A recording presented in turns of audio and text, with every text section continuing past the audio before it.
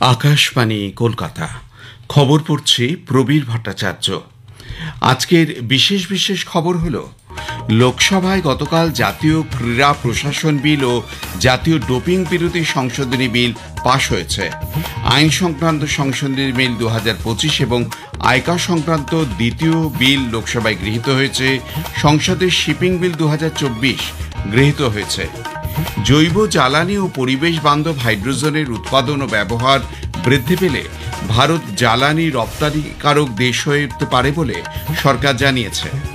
নির্বাচন commission voter তালিকায় বিশেষ নিবিড় সংশোধনী নিয়ে কংগ্রেস নেতা রাহুল গান্ধী সহ বিরোধীদের দাবি খারিজ করে দিয়েছে।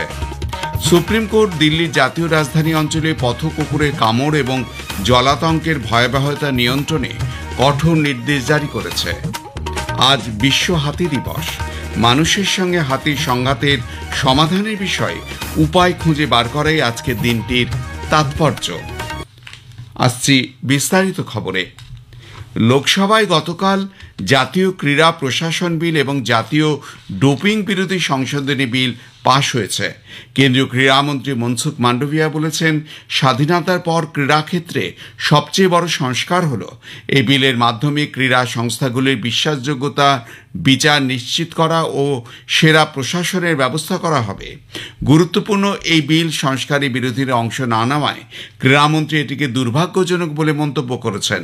বিলটি ধনী ভোটে পাশ হয়ে যায়। 2036 অলিম্পিক আয়োজনের জন্য ভারত আবেদন জানাবে এবং তার আগেই ক্রীড়া বিল অত্যন্ত প্রয়োজন বলে শ্রী মান্ডভিয়া মন্তব্য করেন। এই বিল অনুযায়ী জাতীয় ক্রীড়া সংস্থাগুলিকে নিয়মিত কর্মসমিতির নির্বাচন, প্রতি বছর অডিট করাতে হবে। এছাড়া জাতীয় ক্রীড়া ট্রাইব্যুনাল গড়ে তোলা হবে, সেখানে ভবিষ্যৎ ক্রীড়াক্ষেত্রে যাবতীয় মামলার নিষ্পত্তি করা হবে। লোকসভায় গতকাল আইন সংক্রান্ত বিল 2025 এবং আয়কর সংক্রান্ত দ্বিতীয় বিল ধ্বনি ভোটে পাশ হয়েছে। বিহারে বিশেষ নিবিড় সংশোধনী প্রক্রিয়া এবং অন্যান্য বিষয় নিয়ে বিরোধীদের বিক্ষোভের মধ্যেই কেন্দ্রীয় অর্থমন্ত্রী নির্মলা সীতারামন এই বিলগুলি পেশ করেন। সংসদে মার্চেন্ট শিপিং বিল 2024 গৃহীত হয়েছে। রাজ্যসভায় গতকাল এই বিলে অনুমোদন দেয়। লোকসভায় বিলটি আগেই পাশ হয়েছিল। 1958 সালে মার্চেন্ট শিপিং আইনের পরিবর্তন আনা হয়েছে এই বিলে। আন্তর্জাতিক বাণিজ্যিক জাহাজ চলাচল চুক্তি এবং আন্তর্জাতিক আইনের সঙ্গে ভারত যাতে সঙ্গতি বজায় রাখতে পারে তার সংস্থান রয়েছে এতে। আলোচনায় অংশ নিয়ে বন্দর, জাহাজ চলাচল ও জলপথ পরিবহন মন্ত্রী সর্বানন্দ সোনোয়াল বলেন, প্রধানমন্ত্রী নরেন্দ্র মোদীর নেতৃত্বে গত 11 বছরে সামুদ্রিক ক্ষেত্রে একাধিক সংস্কার হয়েছে। পুরনো আইনটি বর্তমানে পরিবর্তিত পরিস্থিতিতে সমুদ্রপথে ব্যবসা বাণিজ্যের ক্ষেত্রে সামঞ্জস্যপূর্ণ নয় বলেই এই বিল আনা হয়েছে। কেন্দ্রীয় সংস্কৃতি মন্ত্রী গজেন্দ্র সিং শেখাওয়াত জোর দিয়ে বলেছেন যে সমস্ত রকম সাংস্কৃতিক বৈচিত্র্য সত্ত্বেও ভারতীয় জাতীয় পতাকা দেশের ঐক্যের প্রতীক হিসাবে দাঁড়িয়ে রয়েছে। নতুন দিল্লিতে গতকাল হর ঘর তিরঙ্গা অভিযানে বিষয়ক সাংবাদিক সম্মেলনে ভাষণে মন্ত্রী ভারত এবং বিদেশে বসবাসকারী প্রত্যেক নাগরিককে এই অভিযানে অংশগ্রহণের আহ্বান জানিয়েছেন। जो हम 140 करोड़ भारतीयों के सपनों को, उनके अनगिनत बलिदानों के स्मृतियों को, एकजुटता और साहस के साथ में घड़े हुए भारत के वादे को और विचार को अपने भीतर समेटकर भारत के लोगों को विकसित भारत का लक्ष्य प्राप्त करने के लिए निरंतर प्रेरित करता और सामूहिकता के भाव में बांधता है। কেন্দ্রীয় স্বরাষ্ট্রমন্ত্রী অমিত শাহ এই মাসের 24 তারিখে দিল্লি বিধানসভায় দুদিনের সর্বভারতীয় অধ্যক্ষ সম্মেলনের উদ্বোধন করবেন। দেশের প্রথম নির্বাচিত অধ্যক্ষ হিসাবে বিঠ্ঠলভাই প্যাটেলের কেন্দ্রীয় আইনসভায় অধ্যক্ষের দায়িত্ব গ্রহণের শতবর্ষ উদযাপন উপলক্ষে এই সম্মেলনের আয়োজন করা হচ্ছে। দিল্লি বিধানসভার অধ্যক্ষ বিজেন্দ্র গুপ্ত জানিয়েছেন যে বিঠ্ঠলভাই প্যাটেলের জীবন, সংসদীয় অবদান এবং স্বাধীনতা সংগ্রামের ভূমিকার উপর ভিত্তি করে একটি প্রদর্শনী, একটি বিশেষ তথ্যচিত্র, একটি স্মারক ডাক টিকিট প্রকাশ করা হবে। তিনি আরও বলেন যে লোকসভার অধ্যক্ষ ওম বিড়লা সম্মেলনের সমাপনী অধিবেশনে সভাপতিত্ব করবেন। অনুষ্ঠানে প্রধান বক্তাদের মধ্যে রয়েছেন রাজ্যসভার উপাধ্যক্ষ হরিবংশ নারায়ণ সিং, কেন্দ্রীয় মন্ত্রী গজেন্দ্র সিং শেখাওয়াত এবং কিরেন রিজিজু, লোকসভার প্রাক্তন অধ্যক্ষ মীরা কুমার, দিল্লির উপরাজ্যপাল বিনয় কুমার সাক্সেনা এবং দিল্লির মুখ্যমন্ত্রী রেখা গুপ্ত।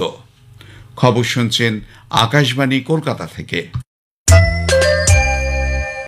সড়ক পরিবহন ও মহাসড়ক মন্ত্রী নীতিন গডকরি বলেছেন, জৈব জ্বালানি ও পরিবেশ বান্ধব হাইড্রোজেনের উৎপাদন ও ব্যবহার বৃদ্ধি পেলে ভারত জ্বালানি রপ্তানিকারক দেশ হয়ে উঠতে পারে। পুনেতে গতকাল বিশ্ব জৈব জ্বালানি দিবস উপলক্ষে ভাইভার্স উদ্যোগের আয়োজনে এক অনুষ্ঠানে তিনি বলেন, জৈব জ্বালানি ক্ষেত্রে আসা পরিবর্তন আমদানি হ্রাস এবং গ্রামীণ অর্থনীতিকে শক্তিশালী করতে গুরুত্বপূর্ণ ভূমিকা পালন করবে। শুধুমাত্র চিনি উৎপাদনে সীমাবদ্ধ না থেকে চিনি শিল্পগুলিকে ইথানল, জৈব জ্বালানি ও পরিবেশ বান্ধব হাইড্রোজেন উৎপাদনের উপরেও নজর দিতে হবে। কৃষিজাত উৎপাদন থেকে স্বচ্ছ জ্বালানি তৈরি নিয়ে আরও গবেষণার প্রয়োজনীয়তার উপর তিনি জোর দিয়েছেন। মন্ত্রী বলেন, কৃষি বর্জ্যকে জৈব জ্বালানিতে রূপান্তর ভারতকে জ্বালানি সরবরাহকারী দেশে পরিণত করবে বলেই আশা প্রকাশ করেন তিনি।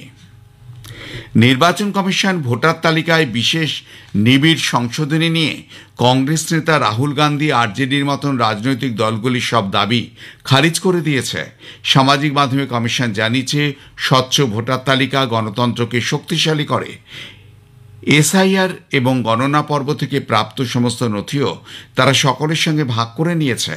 বিহারে ভোটার তালিকায় বিশেষ নিবিড় সংশোধনী সংক্রান্ত দৈনিক বুলেটিনও তুলে ধরা হয়েছে। সেখানে ভোটারদের এসআইআর সম্পর্কিত 10,000-এর বেশি অভিযোগের মধ্যে 127টির নিষ্পত্তি করা সম্ভব হয়েছে বলেও কমিশন জানিয়েছে। সুপ্রিম কোর্ট দিল্লি জাতীয় রাজধানী অঞ্চলে পথকুকুরে কামড় এবং জলাতঙ্কের ভয়াবহতা নিয়ন্ত্রণে কঠোর নির্দেশ জারি করেছে, যাতে অবিলম্বে পথকুকুরদের ধরা এবং নির্বীজকরণ করা হয় এবং তাদের স্থায়ীভাবে স্বতন্ত্র আশ্রয় কেন্দ্রে স্থানান্তর করা হয়। আজ বিশ্ব হাতি দিবস। এ উপলক্ষে জাতীয় স্তরের অনুষ্ঠানটি আজ তামিলনাড়ুর কোয়ামাটুরে উদযাপিত হবে। জাতীয় পরিবেশ, বন এবং আবহাওয়া মন্ত্রক তামিলনাড়ু বন দপ্তরের সহায়তায় এই অনুষ্ঠানটির আয়োজন করেছে। কেন্দ্রীয় পরিবেশ মন্ত্রী ভূপেন্দ্র যাদব এই অনুষ্ঠানের উদ্বোধন করবেন। বনে বসবাসকারী বিভিন্ন শ্রেণীর মানুষ, নীতি নির্ধারক, বন্যপ্রাণ বিশেষজ্ঞ এবং সমাজের প্রতিনিধিরা এই অনুষ্ঠানে হাতি সংরক্ষণ এবং মানুষের সঙ্গে হাতির সংঘাতের সমাধানের বিষয়ে আলোচনায় অংশ নেবেন। উল্লেখ্য, ভারতে বিশ্ব বন্য হাতির প্রায় 60% বাস এবং এদেশে 33টি এলিফ্যান্ট রিজার্ভ ও 150টি নির্দিষ্ট এলিফ্যান্ট করিডোর রয়েছে। কাজাখস্তানের প্রথম উপ প্রতিরক্ষা মন্ত্রী লেফটেন্যান্ট জেনারেল সুলতান কামালুদ্দিনভ, প্রতিরক্ষা প্রধান জেনারেল অনিল চৌহান এবং সেনাপ্রধান জেনারেল উপেন্দ্র দ্বিবেদীর সঙ্গে দ্বিপাক্ষিক সহযোগিতা বৃদ্ধি এবং সামরিক সম্পর্ক সম্প্রসারণের বিষয়ে পৃথক পৃথকভাবে বৈঠক করেছেন। নতুন দিল্লিতে প্রতিরক্ষা প্রতিমন্ত্রী সঞ্জয় শেঠির সঙ্গে তিনি সাক্ষাৎ করেন। সামাজিক মাধ্যমে প্রতিরক্ষা মন্ত্রক জানিয়েছে যে উভয় পক্ষের মধ্যে প্রতিরক্ষা অংশীদারিত্ব আরও শক্তিশালী, গতিশীল এবং উদ্ভাবনের মাধ্যমে তাকে আরও এগিয়ে নিয়ে যাওয়ারও সম্ভাবনা রয়েছে। জামশেদপুরে জেআরডি টাটা কমপ্লেক্সে গতকাল বিকেলে ডুরান্ড কাপ ফুটবলের ম্যাচে ইন্ডিয়ান আর্মি 4-2 গোলে লাদাখ এফসিকে হারিয়ে দিয়েছে। ভারতের মহিলা দল এশিয়া রাগবি এমিরেটস অনূর্ধ্ব-20 প্রতিযোগিতায় ব্রোঞ্জ পদক জিতেছে। বিহারের রাজগিরে গতকাল তৃতীয় স্থান দখলের লড়াইয়ে তারা উজবেকিস্তানকে হারিয়ে দেয়। এই পদক জয় ভারতের কাছে এক ঐতিহাসিক মুহূর্ত।